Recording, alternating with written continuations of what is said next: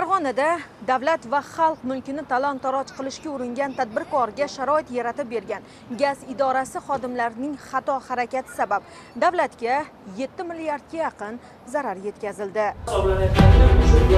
Bugun sudning sovuq panjarasi ortida sodir etgan qilmishiga javob berayotgan bu odamlarga Hudud Gaz Farg'ona gaz ta'minot filiali Marg'ilon shahar bo'limida xalqqa xizmat qilishlik mas'uliyat ishonib topshirilgandi. Ammo ishonch degan yuk og'irlik qilganmi? Xalqning haqqiga bamayli xotir, bilsa hazil, bilmasa chin qabilida xiyonat qilishgan.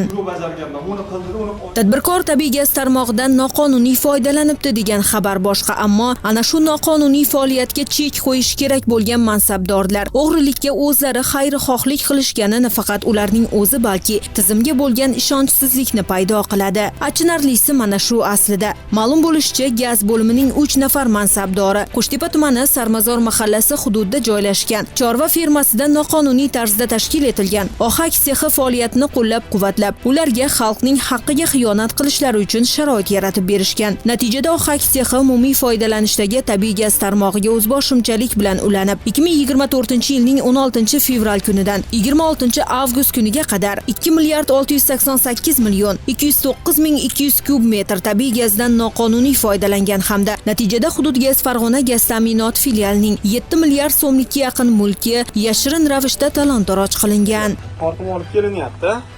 Mas'uliyat juda katta yuk. U hammaning ham gardanida mustahkam turmaydi. Nafs ba'zida aqldan ustun kelib egasini el aro izza qiladi. Rahbarlik mas'uliyati, yaxshigina ishlash sharoiti, mehnatga yarasha haq. Asosiysi odamlar orasida obro' e'tibori bor edi. Panjara ortidagi gaz idorasining sobiq mansabdorlarida, ammo bir deganda bari boy berildi. Bu 100 turba narigisiga 70 Bu oradagi ulangani nechlik turba bo'ldi? Mana bu joyda kran bo'lgan, polislar ko'rsatdi. Kran bo'lgan. Kranda ochib yopildi. Bu turba qayerga ketgan?